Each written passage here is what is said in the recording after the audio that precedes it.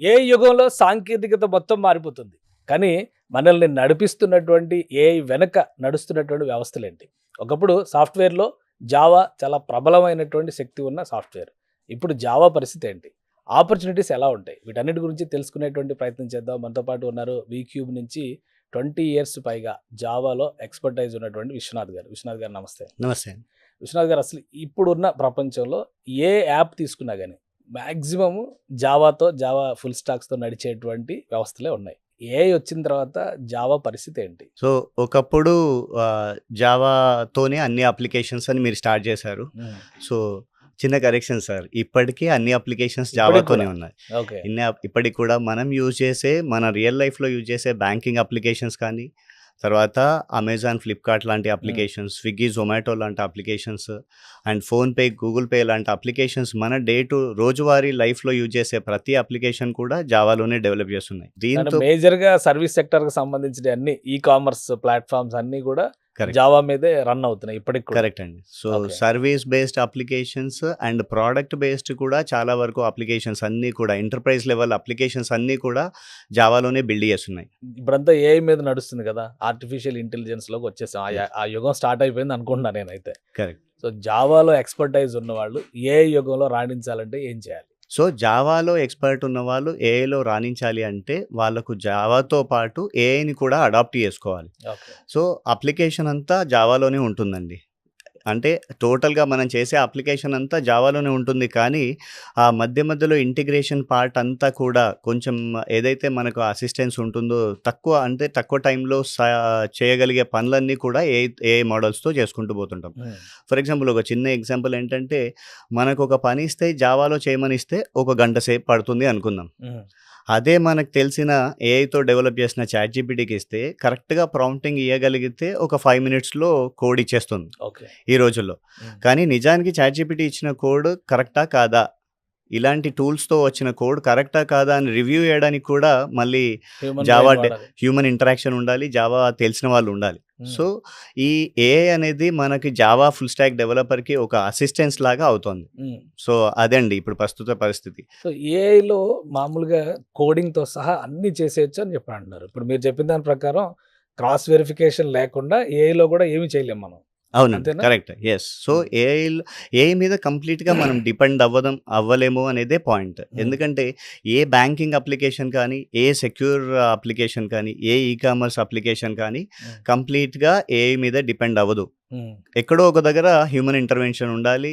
ఆ చేసే ప్రాసెస్‌ని ఆథరైజేషన్ చేసేవాళ్ళు ఒకరుండాలి. అది ఖచ్చితంగా మళ్ళీ హ్యూమన్ ఇంటర్వెన్షన్‌లో జావా ఫుల్ స్టాక్ డెవలపర్స్ ఉండాలి. జావా నేర్చుకుంటే ఏఐలో రాణించడం ఇంకా సులువైద్దేమో అని అనిపిస్తుంది. కరెక్టేనా? Correct. So, Java full stack నేర్చుకోవడం వల్ల ప్లస్ అంటే ఒక చిన్న కొటేషన్ లాగా చెప్తానండి. ఇంతకుముందు మీరొక్కరే ఉంటే జాబ్ తెచ్చుకోవడం సులువు. హ్మ్. బట్ ఇప్పుడు మీరు జాబ్ తెచ్చుకోవాలంటే you plus AI equals to your job.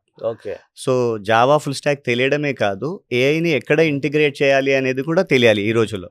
So, so, అలా తెలియడం వల్ల ఏఐ ఆల్రెడీ కొన్ని పనులు మనకు చేసిస్తోంది. ఒక జావా ఫుల్ స్టాక్ డెవలపర్‌కి కొన్ని పనులు ఆల్రెడీ చేసిస్తోంది. హ్మ్. ఏంటి అంటే చిన్న చిన్న కోడింగ్ రాసివ్వడం, బేసిక్ ఎస్‌క్యూఎల్ క్వెరీస్ రాసివ్వడం, డాక్యుమెంట్ చేసివ్వడం, తర్వాత మనం కోడింగ్ రాస్తే బగ్ ఫిక్సెస్ చేయడం, హ్మ్. తర్వాత తర్వాత మనం రాసిన కోడ్‌ని వేరే టెక్నాలజీస్‌కి కన్వర్ట్ చేయడం ఇలాంటియన్నీ ఏఐ చేసిస్తోంది. But okay. ఇప్పుడు ఒక 2026లో 2026లో ఒక జావా ఫుల్ స్టాక్ ఫ్రెషర్ ఎలా రెడీ అవ్వాలి అంటే ఓన్లీ జావా ఫుల్ స్టాక్ నేర్చుకోవడమే కాదు. సో, ఆ స్టూడెంట్ క్యాండిడేట్ ఎవరైతే ఉన్నారో ఏఐని అడాప్ట్ చేసుకోవాలి. ఓకే. సిస్టమ్ డిజైనింగ్ నేర్చుకోవాలి. సిస్టమ్ ఆర్కిటెక్చర్ నేర్చుకోవాలి. ఏఐ మోడల్స్‌ని అడాప్ట్ చేసుకొని టూల్స్ ఎల్ఎల్ఎం, రాగ్ లాంటి టూల్స్‌ని అడాప్ట్ చేసుకుంటే సులువైపోతుంది. ఓకే. అంటే బేసిక్ ఒక బిగినర్ స్టార్ట్ కావాలంటే ఎక్కడి నుంచి మొదలుపెట్టాలి? ఏఐలో గాని, జావా రిలేటెడ్ కోర్స్ నేర్చుకోవాలంటే? ఖచ్చితంగా కోర్ జావా నుంచి నేర్చుకోవాలండి. ఇప్పుడు ఇండస్ట్రీ ఎక్స్‌పెక్టేషన్స్ వచ్చేసి కోర్ జావా మీద అది ఎప్పటికీ చాలా ఇంపార్టెంట్. High priority. ఆ కోర్ జావాలో అంటే ఆబ్జెక్ట్ ఓరియెంటెడ్ ఫీచర్స్‌తో పాటు మల్టీ థ్రెడింగ్ కాన్సెప్ట్స్. ఈ మల్టీ థ్రెడింగ్ అంటే ఇప్పుడు ఒక ఎంటర్ప్రైజ్ అప్లికేషన్స్‌లో ఫర్ ఎగ్జాంపుల్ అమెజాన్ తీసుకున్నాం అనుకోండి. హ్మ్. అందులో ఒకటే ప్రోడక్ట్ ఉంటుంది. కానీ ఒకే సమయంలో ఎన్నో రిక్వెస్ట్‌లు వస్తూ ఉంటాయి. హ్మ్. సో, ఆ కాంకరెన్సీ పారలెల్ ప్రాసెసింగ్ చేయడానికి కోసం మనకు మల్టీ థ్రెడింగ్ అనే కాన్సెప్ట్ ఉంది. హ్మ్. సో, ఎవరు లాగిన్ అవుతున్నారు సెక్యూర్డ్‌గా ఉండడం కోసం జేడబ్ల్యూటీ టోకెన్స్ లాంటివి. హ్మ్. సో, తర్వాత అడ్వాన్స్ జావా లాంటి కాన్సెప్ట్స్.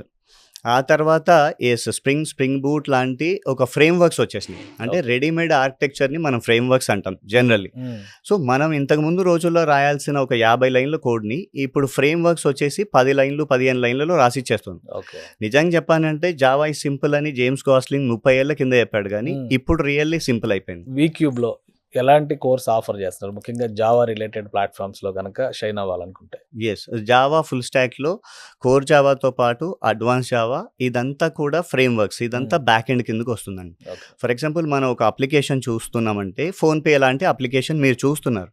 హ్మ్. మీ ఫ్రెండ్‌కి అమౌంట్‌ని ట్రాన్స్‌ఫర్ చేస్తున్నారు. ఇదంతా మీరు చూసేదంతా ఫ్రంట్ ఎండ్. హ్మ్. సో, అక్కడ నుంచి డేటా అంతా ఎక్కడికి వెళ్తుంది? మీరు ఎంటర్ చేసిన అమౌంట్ కానీ, కామెంట్స్ కానీ, మీరు ఎంటర్ చేసిన పిన్ నంబర్స్ ఇవన్నీ బ్యాక్ ఎండ్ వెళ్తాయి. ఓకే. సో, ఆ బ్యాక్ ఎండ్‌లో పవర్‌ఫుల్ టెక్నాలజీయే జావా. ఈ హ్మ్. జావాని మనం 2 పార్ట్స్ చేసుకుంటే జే2ఎస్‌సి హ్మ్. స్టాండర్డ్ ఎడిషన్, కోర్ జావా అంటాం. J2EE enterprise edition that is J2EE advance Java అంటాం. ఓకే. సో, అందులో frameworks spring boot, hibernate, micro services, rest services. Hmm. ఇక్కడ నుంచి డేటా అంతా ఎక్కడికి వెళ్తుంది అంటే డేటాబేస్‌కి వెళ్తుంది. ఓకే. సో, ఒక 3 లేయర్స్ లాగా ఈ అప్లికేషన్ ఉంటుంది. హ్మ్. మనం ఫోన్‌పేలో చేసిన అప్లికేషన్ అంతా చూసేదంతా ఫ్రంట్ ఎండ్. అది హ్మ్. యాంగులర్ అయి ఉండొచ్చు, రియాక్ట్ అయి ఉండొచ్చు, హెచ్‌టీఎంఎల్ అయి ఉండొచ్చు. ఓకే. అక్కడ నుంచి డేటా అంతా బ్యాక్ ఎండ్‌కి వెళ్ళి ప్రాసెస్ చేసి డేటాబేస్‌లో చెక్ చేసిన తర్వాతే మళ్ళీ మనకి ఫ్రంట్ ఎండ్‌లోకి హ్మ్. కన్ఫర్మేషన్ హ్మ్. వస్తుంది. ఈ ఫ్రంట్ ఎండ్, బ్యాక్ ఎండ్ డేటాబేస్‌తో పాటు వీక్యూబ్‌లో ఏఐని అడాప్ట్ చేసుకొని జనరేటివ్ ఏఐని ప్లస్ ఏజెంటిక్ ఏఐని కూడా ఇక్కడ టీచ్ చేస్తున్నాం. అండ్ హ్మ్. దీంతో పాటు ఈ రోజుల్లో ఇండస్ట్రీ ఎక్స్‌పెక్టేషన్స్ పెరిగిపోయాయండి. అవును.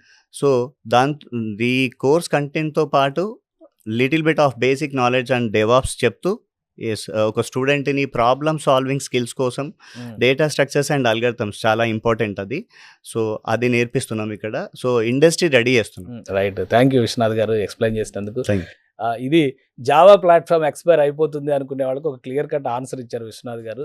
వీక్యూబ్‌లో ఇస్తున్నటువంటి కోర్సు ప్రెజెంట్ ఇండస్ట్రీ ట్రెండ్స్‌కి అనుగుణంగా పైగా ఏఐ వచ్చిన తర్వాత ఈ ట్రాన్స్‌ఫర్మేషన్ ఏజ్‌కి తగ్గట్టుగా కోర్స్‌ని డిజైన్ చేశారని చెప్తున్నారు. ఎప్పటికి కూడా Java evergreen. Java plus AI ఉంటే మీకు జాబ్‌లో తిరుగులేదంటున్నారు విశ్వనాథ్ గారు. ఇది స్పెషల్ డిస్కషన్. Keep watching.